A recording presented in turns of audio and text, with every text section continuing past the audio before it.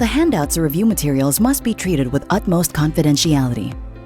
It shall be the responsibility of the person whose name appears therein that the handouts or review materials are not photocopied or in any way reproduced, shared, or lent to any person or disposed in any manner. Any handouts or review materials found in the possession of another person whose name does not appear therein shall be prima facie evidence of violation of RA 8293. Top-notch review materials are updated every 6 months based on the current trends and feedback. Please buy all recommended review books and other materials. Welcome to Module 6, GI Physiology. So let's discuss, okay?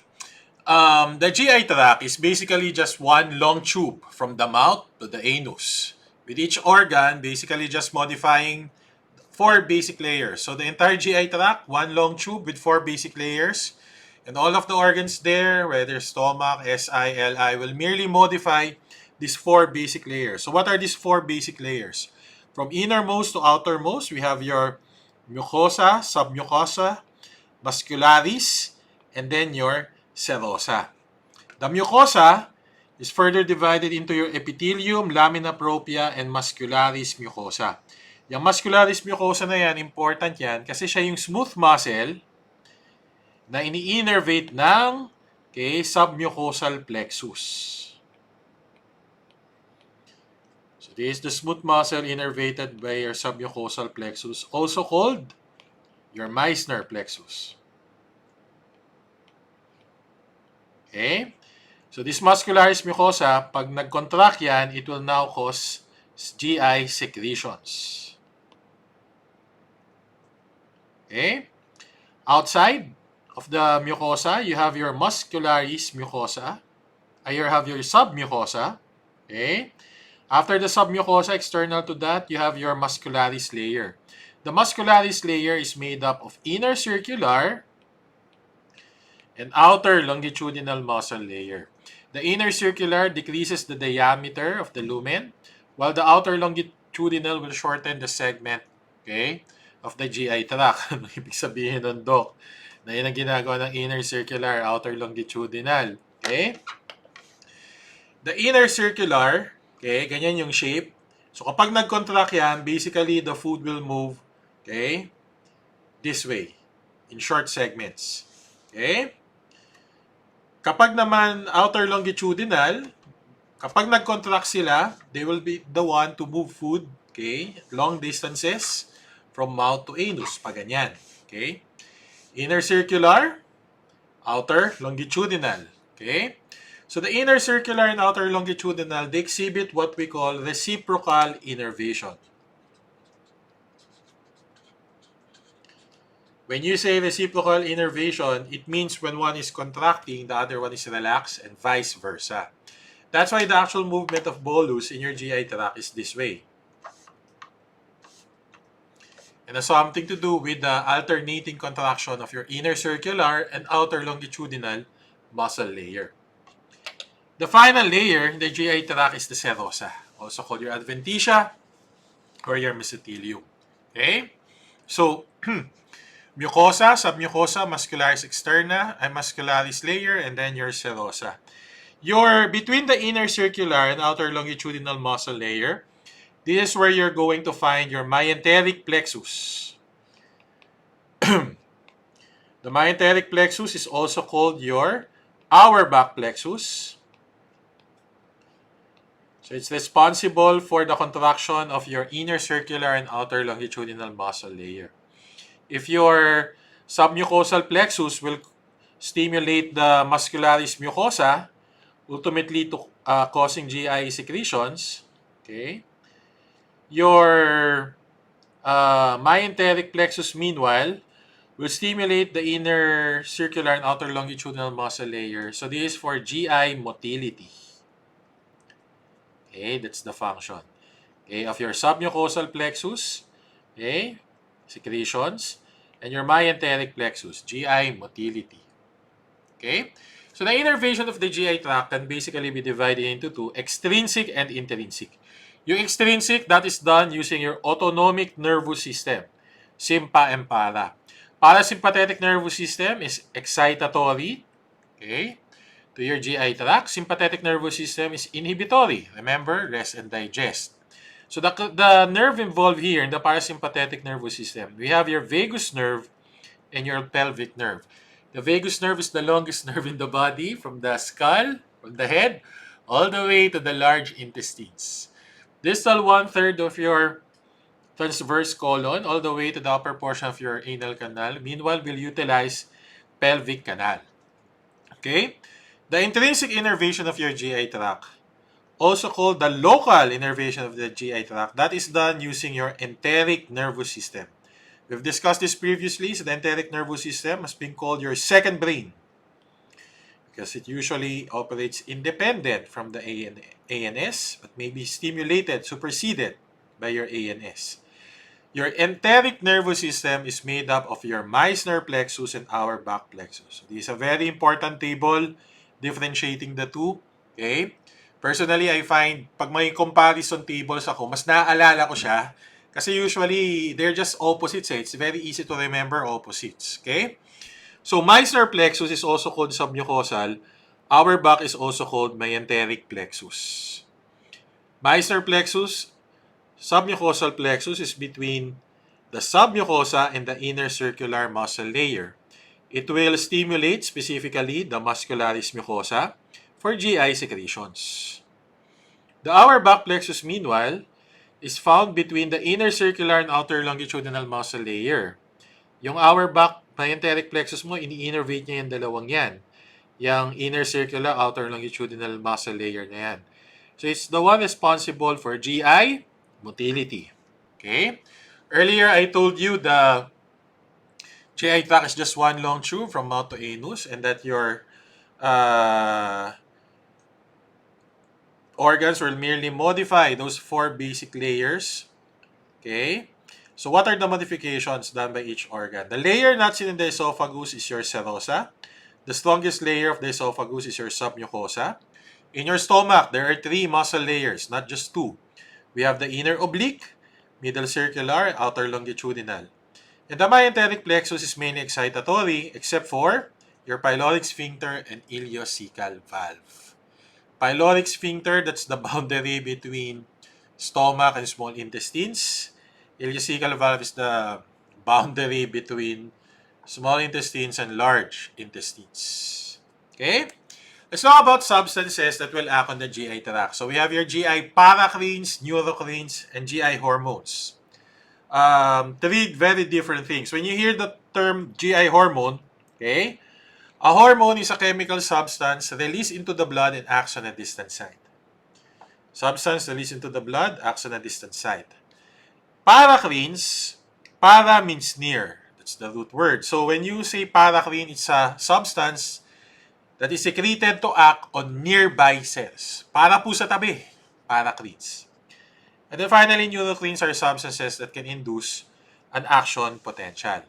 Now, in terms of GI hormones, we have 5 official GI hormones and several candidate hormones. So, hindi pa sila officially accepted, okay, as GI hormones. They don't fulfill all of the criteria. So, probably if there's a topic most asked in the past almost 2 decades of the board exams that we know of, it's probably the GI hormones. This is one of the most asked in the med boards historically. So there are 5 official GI hormones. You need to remember the stimulus, okay, stimuli, the sources, and their actions. So everything in this table is must know. It's something that you should understand and memorize as early as now. Hindi ito last minute, pang last minute notebook. Must know to, okay? Let's tackle them one by one, including kung ano yung mga lumabas previously. Okay, first is gastrin. Gastrin, okay, associated with hydrochloric acid secretion. So it stimulates HCl secretion. It can also cause the growth of gastric mucosa, but pinaka-important is that it will increase HCl secretion. Okay, it is secreted by the G cells of the gastric antrum. Okay, so antrum is lower stomach. Okay, antrum pylorus, nasa lower stomach yan. Cardia and fundus, nasa orad or upper stomach yan. So the G cells, the one that will secrete your gastrin, is found in the gastric antrum. What is the trigger? A previous board exam question. Okay, the triggers are certain amino acids. Okay, so these amino acids will include your FWM, the chemical symbol for phenylalanine, okay, tryptophan, and methionine, FWM. Okay? Other triggers will include gastric distension, parasympathetic nervous system. So when you hear the term gastrin, think of G cells, think of hydrochloric acid secretion, think of FWM, phenylalanine, tryptophan, methionine. Okay? Next, the counter-regulatory hormone for gastrin is secretin. Okay?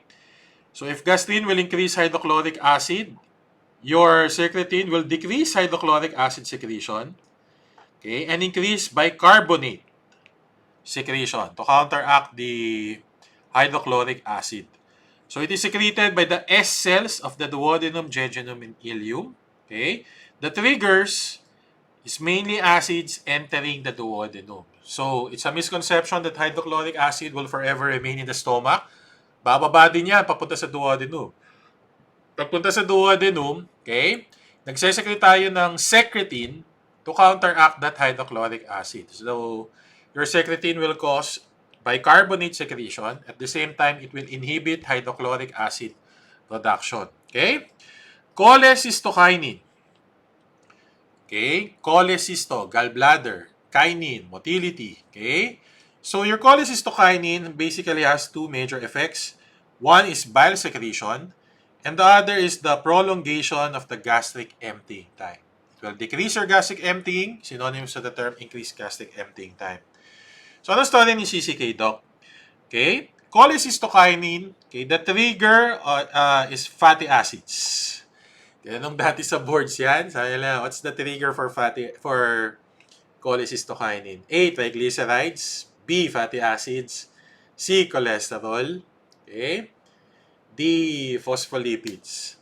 So, very specific, no? Actually, all of those can trigger, but the main trigger is fatty acids. Okay? It is produced not by C cells, baka nasanay kayo, G cells, gastrin, S cells, secretin. CCK, I cell. It is secreted by I cells, okay, in response to fatty acids. Its main action is to prolong the gastric emptying time and to cause bile secretion. So, anong storya niya? We secrete CCK whenever we eat a fatty meal. Whenever you have fatty acids. Ang fat, mahirap tunawin yan. So, ang gimmick ng katawan natin, it will prolong or increase the gastric emptying time. Meaning, mas matagal siya sa stomach than usual bago siya bumaba ng duodenum. Why do you want food like fat? If you eat lechon, if you eat butter, why do you want to have it stay longer sa stomach mo? This is for mechanical pulverization of fat. Dahil nga, mahirap tunawin ang taba. Okay? Next, bile secretion. Made up of two things, gallbladder contraction and sphincter OD relaxation. So, bile will contain bile salts. This is the active component of bile salts. Those bile salts will cause emulsification of fats. Emulsification. Ano ba ibig sabihin ng emulsification, Doc? Emulsification of fats basically means you have large lipid droplets being converted into smaller lipid droplets para mag-increase yung surface area for digestion and absorption. So how do bile salts do that, Doc? What's the mechanism? The mechanism is this. Do you still remember the classic commercial of Michael V. several years back wherein sabi niya, sa Joy dishwashing fluid, isang patak tanggal sebong sangkatutak. Okay? Isang patak tanggal sebong sangkatutak. Paano nangyari yun? Ganito kasi ang problema with grease on plates, guys. Okay? Grease is fat. So if you have fat na nandoon nagsistick as grease doon sa plates mo, problema mo is hindi mo siya matanggal merely by running it in water. So water will not be able to do that because water and fat do not mix. Oil and water do not mix. So if you have grease there, it's not water soluble. So ang gimmick natin, kung may plato ka na may grease, lalagyan natin yan ng detergents like your Joy dishwashing fluid. That Joy dishwashing fluid, okay, that detergent is amphipathic. When you say amphipathic, it has a lipid-soluble side and a water-soluble side. Okay? So, ang gimmick natin, meron kang fats dito, may mga lipid droplets ka from the grease. We use a detergent. Yung lipid soluble side noon, didikit dito sa fat. Ngayon, kapag naglagay ka dyan sa detergent mo, hinaluan mo ng water, yung water soluble side noon, didikit dun sa water. So, ano mangyayari? Basically ngayon, yung lipid droplets mo na dapat hindi siya water soluble, ngayon kaya nang ma-dissolve in water. Dahil gumamit ka ng amphipathic na molecule, gumamit ka ng detergent. Bile salts work the same way. Okay? Whenever you eat, you also drink food. So, kapag meron kang kinain na fatty meal, i-coat mo yan with bile salts. Then with the water, it's going to be dissolved in that water. So, pag na-dissolve yan, yung large lipid droplets mo will become smaller, increasing the surface area for digestion absorption. So, that's how cholecystokinin works, by prolonging the gastric emptying time and by causing bile secretion. Okay? Next is GIP, your glucose-dependent insulinotropic peptide. Your GIP is secreted by the K cells of the duodenum and the jejunum. The trigger is oral glucose, not IV. Yan ang trick question dyan. Oral glucose. Its action is that it will stimulate insulin secretion. Why? In anticipation of the rise in plasma glucose. So, itong GIP, ang gimmick niya is inuunahan niya na kagad. The moment you have sugars in your mouth, ni-stimulate niya na yung insulin release kasi ang na-anticipate niya natataas din eventually yung plasma glucose mo. Okay? Now, Doc, bakit napaka-cumbersome ng name? Glucose-dependent insulinotropic peptide. Historical, the reason for that is originally we called this gastric inhibitory peptide. When we were in med school, we called it that, gastric inhibitory peptide. Because at that time, akala natin, ang GIP, ang main action niya is to inhibit gastric emptying. Gastric inhibitory peptide. Later on, scientists found out that, oops, we made a mistake, hindi lang pala yun ang effect nito. Mas malaking effect ng GIP pala ay to increase insulin secretion.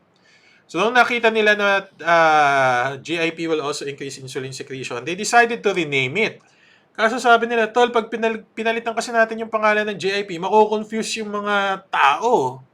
Yung mga, kung ano yan. Baka hindi nila kagad ma-recognize. Ganun ba? O sige.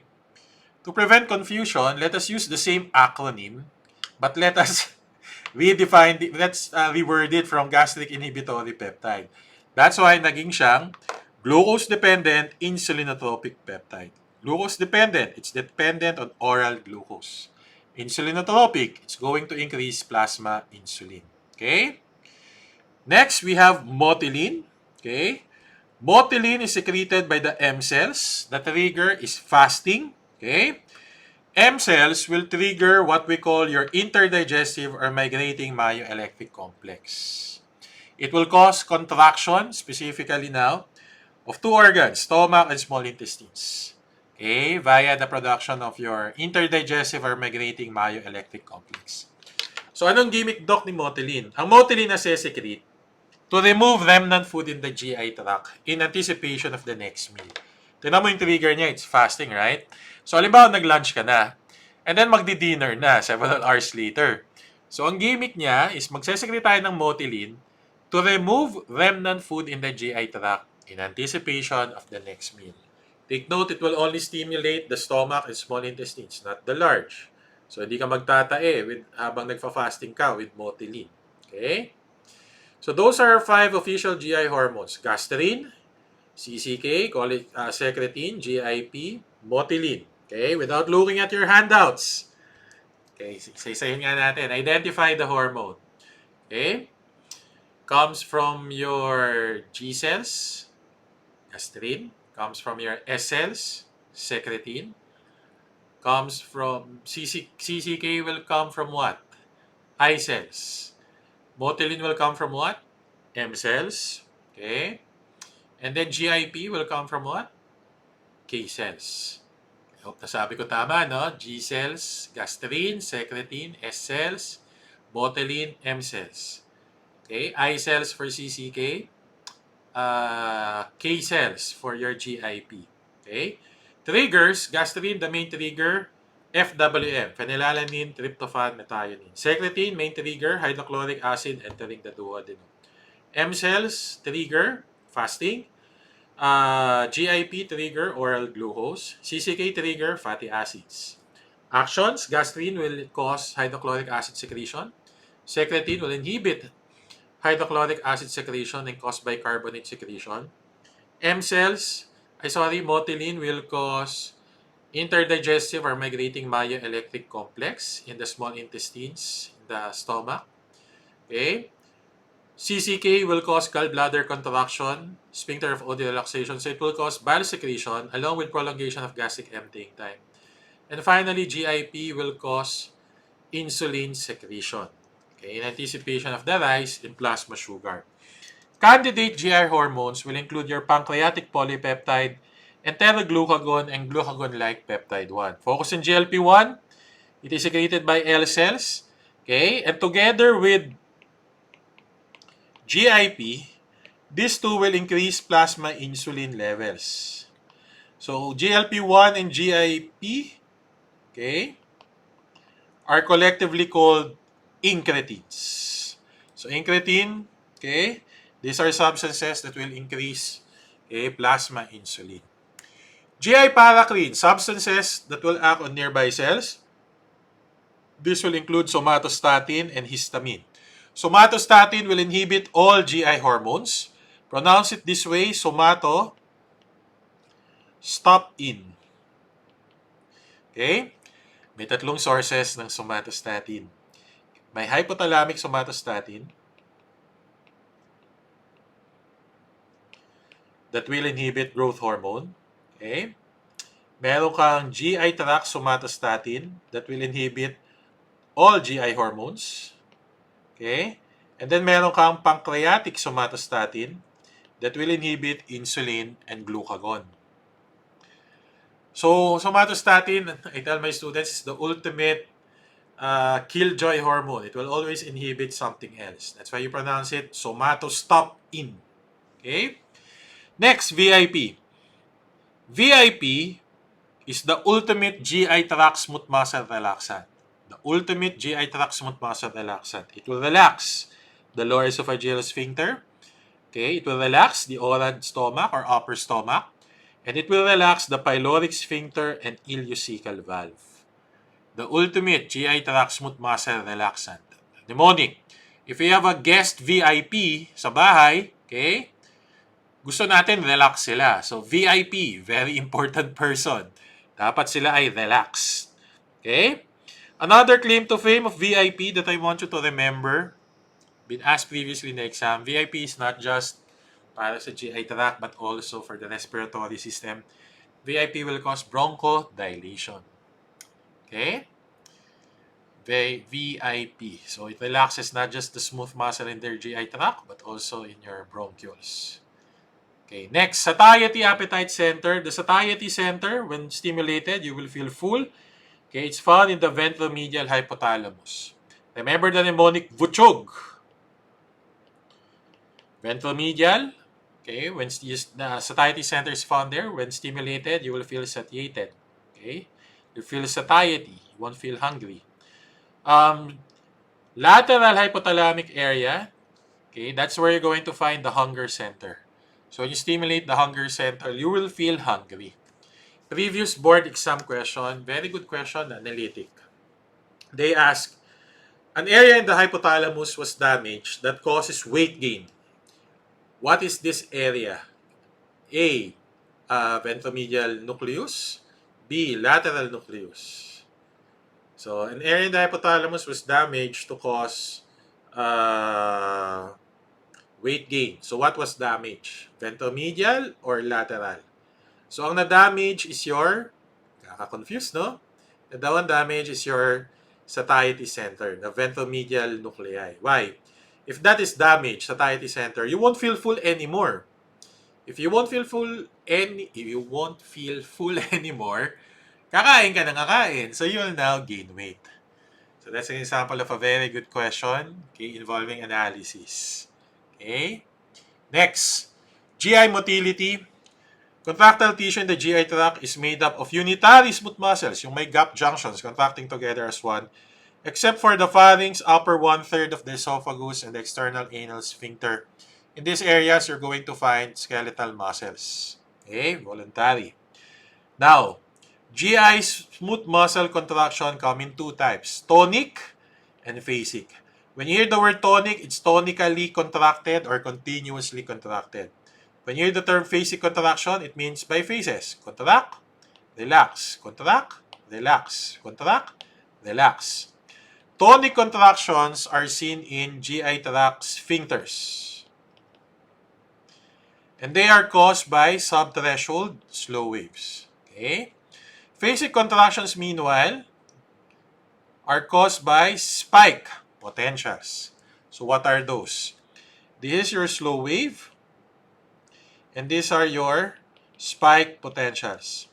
So slow waves are not true action potential. They merely bring you closer to threshold. However, ang GI tract smooth muscles, medyo weird eh. Hindi niya kailangan ng true action potential for it to contract. Okay? So slow waves are sufficient, okay, for them to reach a contractile state. Okay? Slowest frequency of slow waves are seen in the stomach at 3 slow waves per minute. Fastest, the duodenum at 12 slow waves per minute. So your slow waves, they will increase the probability of having a true action potential, and they will increase. They're closely associated with contraction. Okay? Even though they are not true action potentials. Okay? Spike potentials are true action potentials. So you see slow waves in your tonic contraction in your GI sphincters, for example, and spike potentials. See that in the inner circular outer longitudinal muscle layer outside of sphincters. Okay. So the most common stimulus for GI peristalsis is distension, stretch. Okay. Time to transfer food from pylorus to ileocecal valve is around 3 to 5 hours. Food will stay in your stomach for approximately 3 hours. Okay. It's going to move towards in your small intestines. Okay. It's going to remain there for 3 to 5 hours. And in your large intestines, going to remain there for approximately 8 to 15 hours. So it will take approximately what? 24 to 48 hours paminsan. Okay. For you to process food from the mouth all the way as feces in your anus. Okay, ganun katagal. Now, some peristalsis. Okay, so pinili ko, I've selected na yung mga pinaka rito, board relevant. Okay, esophageal peristalsis, several steps here. We have primary peristaltic contraction, the relaxation of your LES, receptive relaxation, and secondary peristaltic contraction. What do I like to point out? Secondary peristaltic contraction means it's a second round of contraction sa esophagus. This is done to clear remnant food in your esophagus. Okay? Can you swallow food? Can you swallow water upside down? Or would you require gravity in order to swallow? The answer to that is you can swallow upside down, whether food or even water, and you don't need gravity to assist you, okay, in transferring substances from mouth to the stomach. Okay, what's the reason for that, Doc? The reason for that is the very high intraesophageal pressure. The same way that a toothpaste tube, whether i-squeeze mo siya pag ganyan or pag ganito, okay, toothpaste will always come out because of the high pressure inside the toothpaste tube. Ganun din sa esophagus. Okay, whatever your direction is, the bolus will go from mouth to your stomach because of the high intraesophageal pressure. Next, gastric motility. Okay, so VIP CCK will facilitate receptive relaxation of the ordered stomach. Capacity of the stomach is 1.5 liters. Okay, 1.5 liters is a magic number in physiology. 3 previous board exam questions dealing with that number, 1.5 liters. 1.5 liters is the capacity of stomach. 1.5 liters is the amount of HCl produced per day. Okay? It's the amount of HCl produced per day doon sa stomach mo. And then finally, 1.5 liters is the amount of water reabsorbed in the large intestines. All previous board exam question, 1.5. This table is also important. Natanong na rin to sa boards. What are the factors that will increase or decrease gastric emptying? So when you say gastric emptying, it's movement from the pylorus of the stomach to your duodenum. Okay? So increased gastric volume, isotonic contraction, and chyme formation will increase gastric emptying. Okay? Increased duodenal volume, hypertonic, hypotonic content, fat in the duodenum, and hydrochloric acid in the duodenum will decrease gastric emptying. Okay? Large intestinal motility. Proximal colon versus distal colon. Proximal colon is for absorption of water. Distal colon is for storage of feces. Okay? The difference between bolus, chyme, and feces. Bolus is partially digested food in the mouth and in the stomach. Chyme is partially digested food, milk white in appearance, found in the small intestines. Okay? And feces, this is food in the large intestines devoid of nutrients, virtually devoid of nutrients, and with bacteria. So, waste product. So, the term bolus, chyme, and feces basically just refers to nasaan siya doon sa GI tract. Pag mouth to stomach, bolus, small intestines, chyme, large intestines, feces.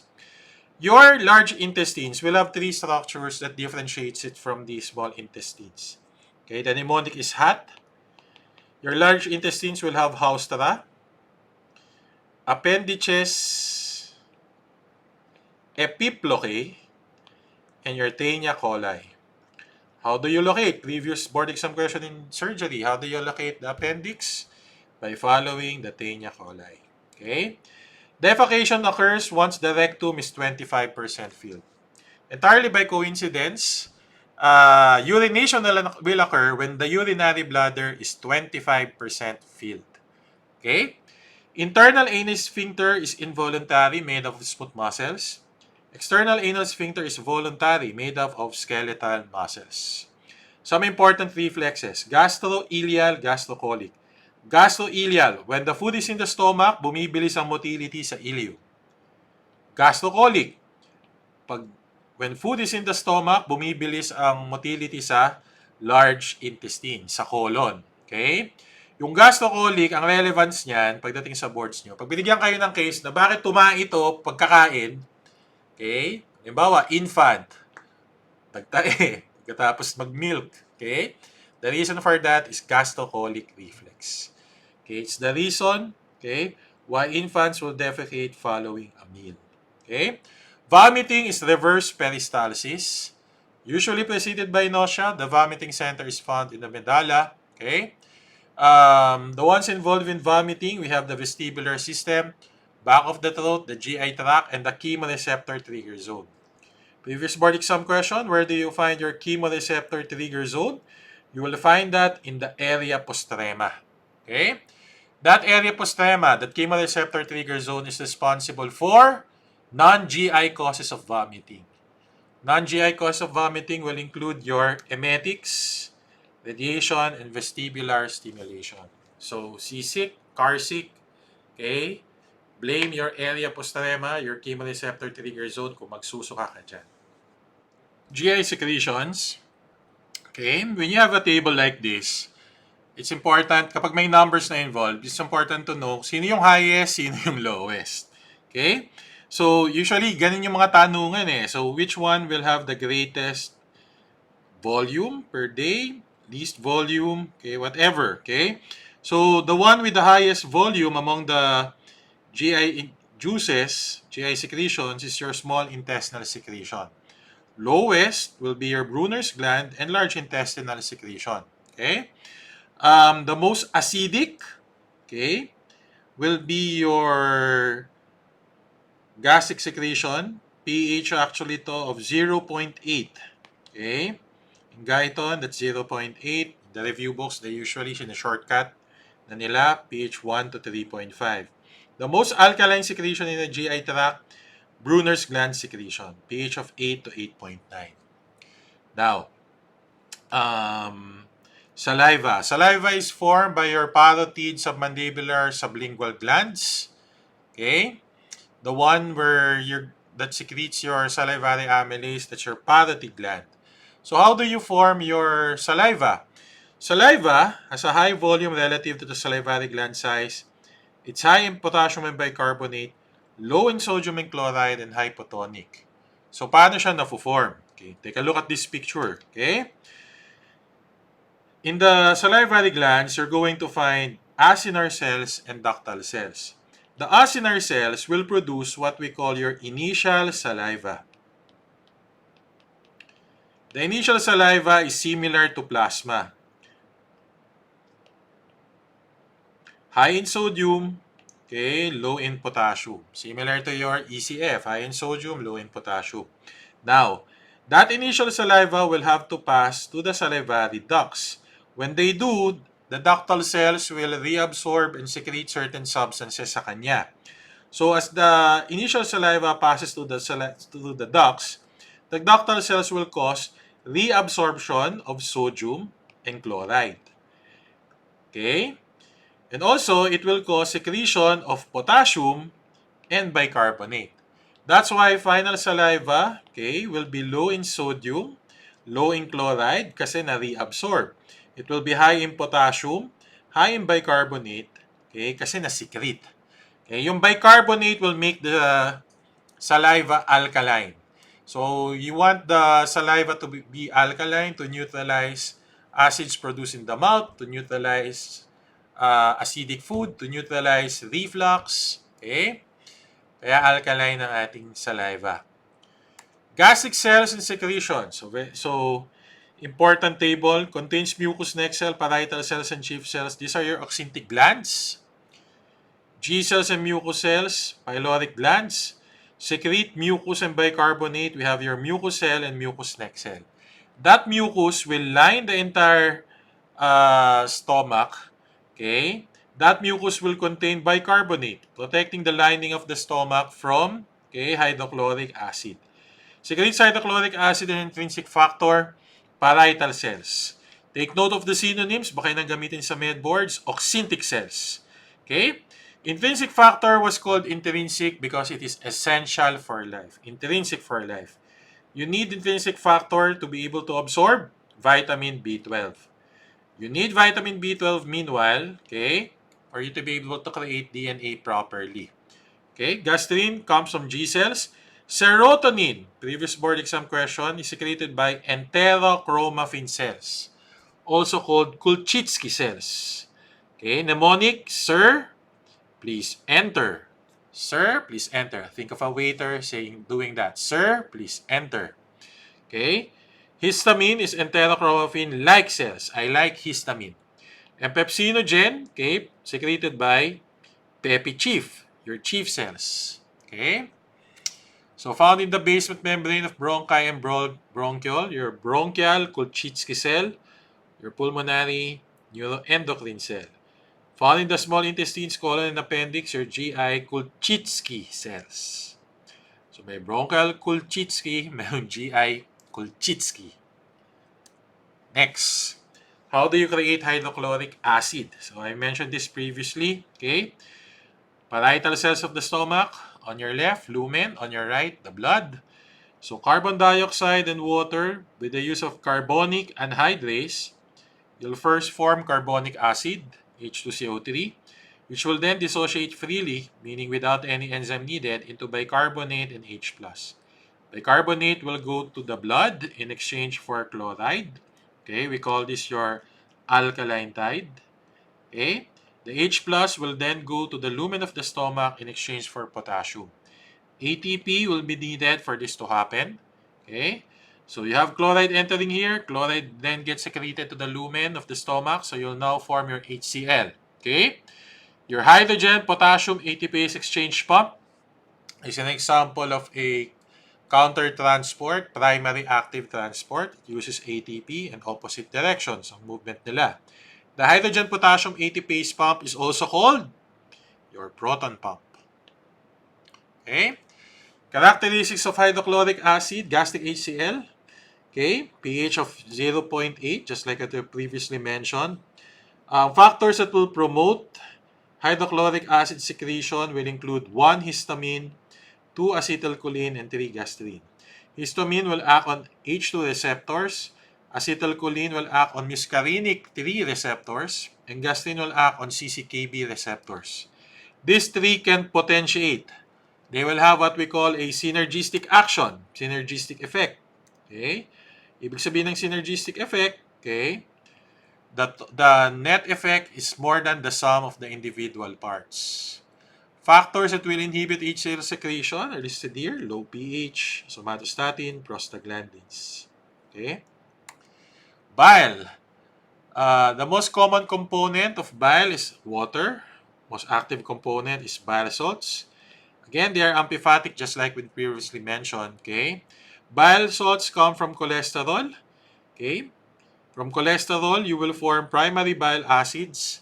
The primary bile acids are acted upon by intestinal bacteria to form secondary bile acids. A previous board exam question, intestinal bacteria will convert blank to blank, primary to secondary bile acids.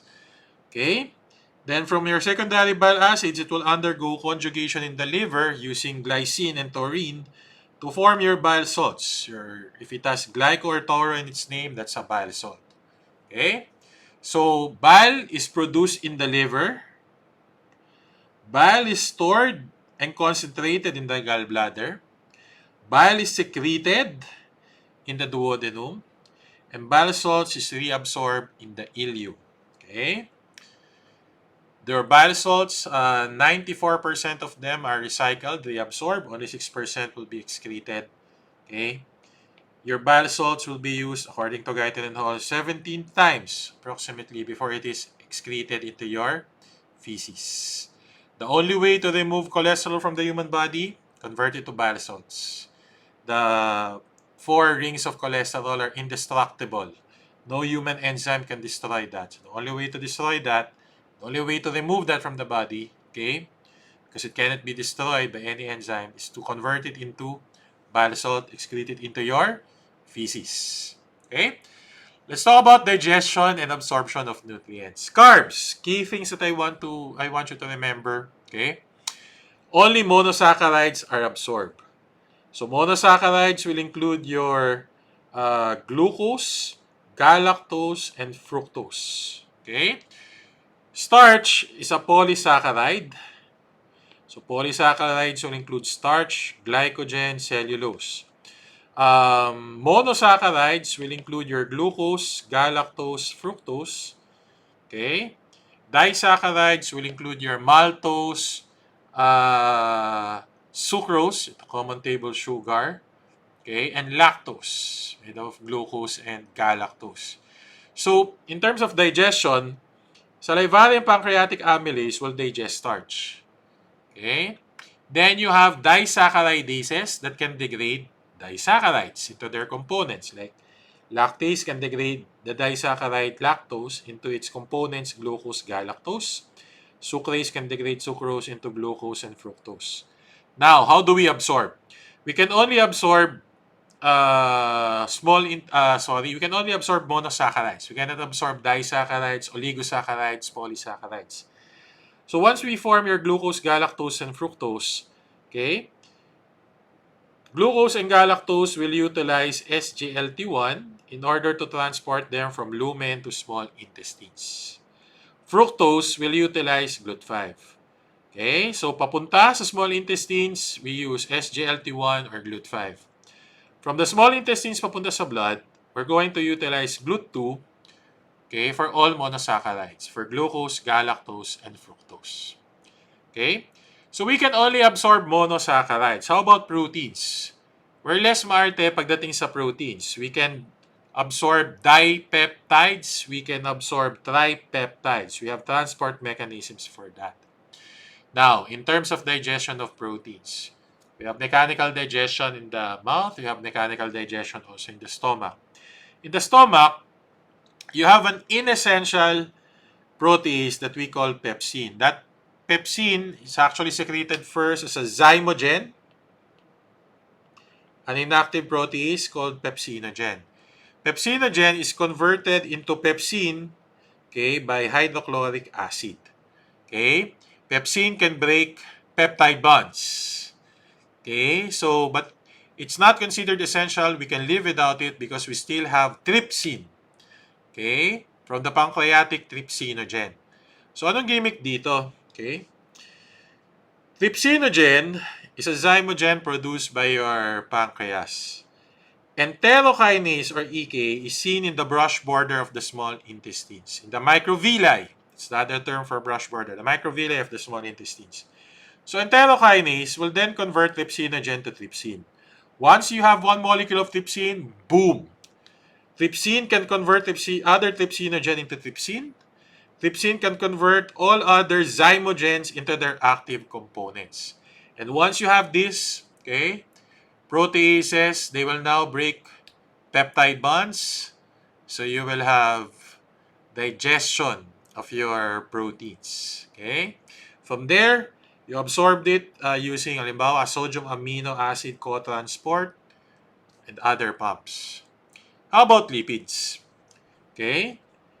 Triglycerides, cholesterol ester, phospholipids. Ang gimmick natin, babasagin natin itong mga to bago ipasok sa small intestines. Pagdating nila sa small intestines, okay, ire-reform natin sila uli. Okay, bago sila ipapuntahin sa lacteals, sa lymph vessels, and then to the blood. So, para kang may Lego na buo na, babasagin mo, then pagpasok mo sa small intestines, bubuin mo uli yung Lego before mo sila i-package palabas. Okay? So, anong gimmick? We digest lipids using lipases. Pancreatic lipase, lipase, gastric lipase. Salivary and gastric lipase, okay, will act inside the stomach.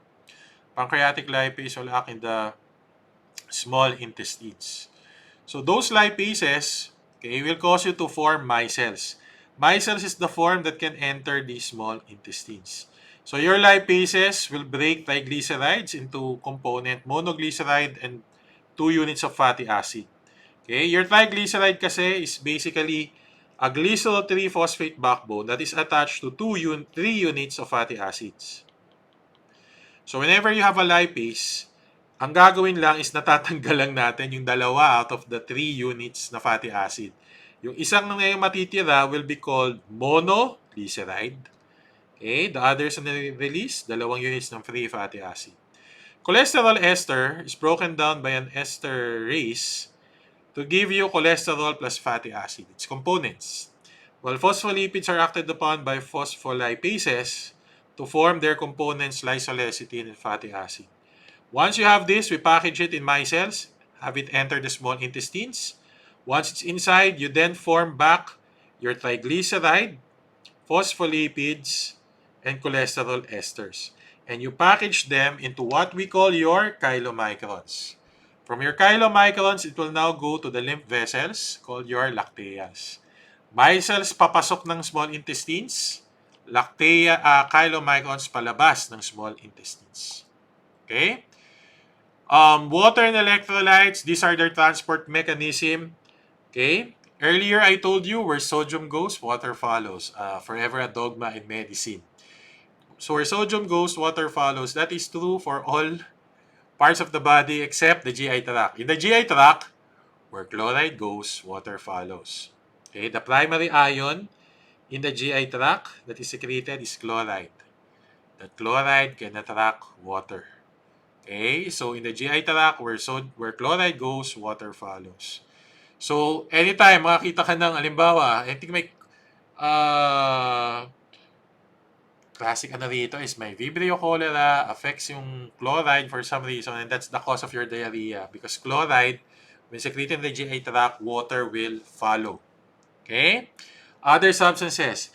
Fat-soluble vitamins, okay, along with B12, along with your bile salts. Bile salts, ayusin nga natin to. What are the things absorbed in your duodenum, jejunum, and ileum? Duodenum, you mainly absorb here iron and vitamin C. Jejunum, what you absorb here, will include carbs, proteins, fat, and water. All types of nutrients, carbs, protein, fat, and water. Water is mainly absorbed in the jejunum, not the large intestines. Okay, majority of water occurs in the small intestines, most of it in the jejunum. Ileum, the most more relevant, this is where you absorb B12IF complex, intrinsic factor B12 complex. This is where you absorb bile salts, and this is where you absorb fat-soluble vitamins, A, D, E, and K. Okay? The central organ of biochemistry is the liver. A lot of biochemical pathways kasi occur in the liver. Gaano ka-importante, Doc, ang liver? Guys, kung walang liver, 11 lang ang board exam subjects, hindi 12. Kasi walang biochem kung walang liver. Ganun siya ka-importante. Cytochrome P450, this is a group of thousands, a super family made up of tens of thousands of enzymes that metabolizes xenobiotics. When you hear the term, xeno means stranger. So xenobiotics are drugs, food, anything na hindi na produce inside the body. Your cytochrome P450, okay, will basically metabolize, okay, degrade your xenobiotics. Okay? In pharma, they will talk about cytochrome P450 inducers and inhibitors. Because when you give two drugs and then when there's a cytochrome P450 inhibitor, it means it's going to increase or decrease the degradation of the next drug. Okay? The stellate cells of ITO for vitamin A storage. Kupffer cells, meanwhile, these are macrophages found in your liver. Okay? In the liver, okay, that's where we have conjugation of bilirubin. Bilirubin is a waste product coming from your RBCs. Okay? You first form unconjugated bilirubin, also called B1, also called indirect bilirubin. Indirect bilirubin is fat soluble, cannot be readily excreted into the urine and feces. So, ang gimmick natin, ilalagay natin yung unconjugated bilirubin sa albumin and send it to the liver. In the liver, it will undergo conjugation. That conjugation is a fancy way of saying you're going to make it water soluble. So, conjugated bilirubin will now be produced in the liver. This is water soluble. Conjugated bilirubin is also called B2, also called your direct bilirubin. From here, that the conjugated bilirubin can then be converted into urobilin and stercobilin, giving the feces its yellow color. Okay, can also be converted to urobilinogen, be reabsorbed. So it is bilirubin ultimately that gives a yellow color to the urine and a yellow color to your feces. So that's it for GI physiology. Okay? If you're stressed, if you feel overwhelmed, just relax. Imagine niyo na lang yung masarap na bakasyon ninyo pag natapos lahat ng to. And the fact na once the medboards is over, this is the last time you're going to see physio, last time you're going to have to read biochem. Prepare yourself for the grandest vacation after. Prepare yourself for the happiest day of your life. The day you learn that you passed the medboards. Until then, exert your full concentration. Bigay natin ng lahat for our future patients as a thank you to our parents and as a thank you for God. Okay? Thank you.